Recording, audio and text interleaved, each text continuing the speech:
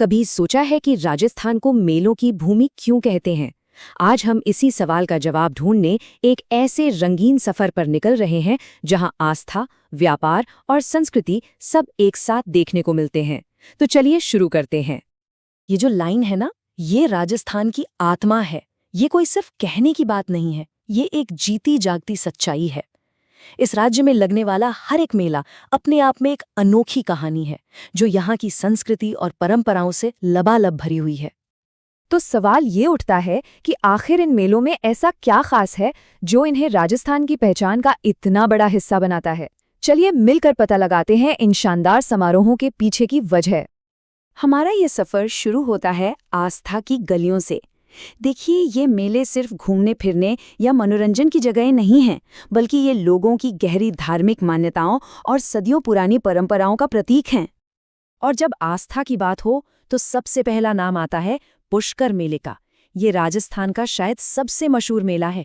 अजमेर के पास पुष्कर में कार्तिक पूर्णिमा के दिन ये मेला लगता है और ये भगवान ब्रह्मा को समर्पित है। और जानते हैं सबसे खास बात क्या है? भारत का इकलौता बड़ा ब्रह्मा मंदिर भी यहीं पर है। लेकिन रुकिए, पुष्कर की कहानी सिर्फ यहीं खत्म नहीं होती। इसकी एक और भी बहुत बड़ी पहचान है, एक ऐसी पहचान जो इसे पूरी दुनिया में मशहूर करती है। जी हाँ, ये है एशिया का सबसे बड़ा ऊंटों का मेला। मतलब एक तरफ गहरी आस्था है तो दूसरी तरफ पशुओं के व्यापार का इतना बड़ा केंद्र, और यही चीज इसे बाकी सबसे बिल्कुल अलग और खास बनाती है। चलिए कुछ और आस्था के केंद्रों पर भी नजर डालते हैं। हनुमानगढ़ में लगता है गोगा मेड़ी मेला, जो सांपों के देवता गोगा जी को समर्पित है। फिर जयपुर का तीज मेला है, जो खास तौर पर महिलाओं का त्योहार है और माता पार्वती से जुड़ा है। और हाँ, गणगौर मेला तो जयपुर और उदयपुर दोनों ही जगह शिव पार्वती की पूजा के लिए बहुत धूमधाम से मनाया जाता है। अब एक और बहुत ही खास मेले की बात करते हैं, बेणेश्वर मेला। ये डूंगरपुर में माही, सोम और जाखम मतलब तीन नदियों के संगम पर लगता है। जानते हैं इसे क्या कहते हैं? आदिवासियों का कुंभ। ये भील समुदाय के लिए सबसे बड़ा और सबसे पवित्र आयोजन माना जाता है। तो आस्था की बात तो हो गई, अब चलते हैं हमारे अगले पड़ाव पर। देखते हैं कि कैसे रेगिस्तान के इन बाजारों में आस्था और व्यापार कंधे से कंधा मिलाकर चलते हैं। जब बात पशु मेलों की आती है तो दो नाम सबसे आगे हैं।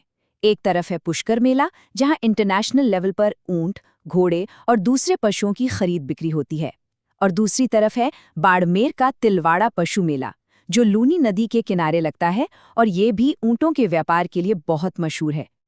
और अगर आस्था और व्यापार के संगम का सबसे अच्छा उदाहरण देखना हो तो वो है बीकानेर का कोलायत मेला। ये एक ही जगह पर एक ही समय में धार्मिक मेला भी है और पशु मेला भी। ये इस बात का सबूत है कि राजस्थान में आस्था और अर्थव्यवस्था एक साथ चलते हैं। तो हमने आस्था देख ली, व्यापार भी देख लिया, लेकिन इन मेलों का एक और रंग भी है, और वो है संस्कृति का रंग। ये मेले सिर्फ धर्म या व्यापार के बारे में नहीं है, ये तो क्षेत्रीय पहचान के जीते जागते उत्सव हैं। इसका सबसे बढ़िया उदाहरण है जैसलमेर का मरु महोत्सव, जिसे डेजर्ट फेस्टिवल भी कहते हैं। सोचिए, वहाँ ऊंटों की रेस हो रही है, पगड़ी बांधने का मजेदार कंपटीशन चल रहा है और चारों तरफ शानदार लोक नृत्य और लोकगीत गूंज रहे हैं। ये मारवाड़ की संस्कृति का असली जश्न है।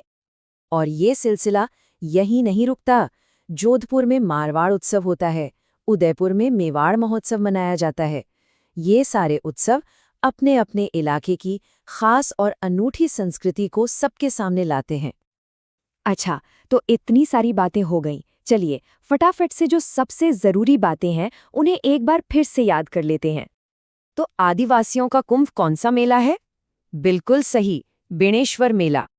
सांपों के देवता कौन है? गोगा जी। और उनका मेला कहाँ लगता है? गोगा मेड़ी में।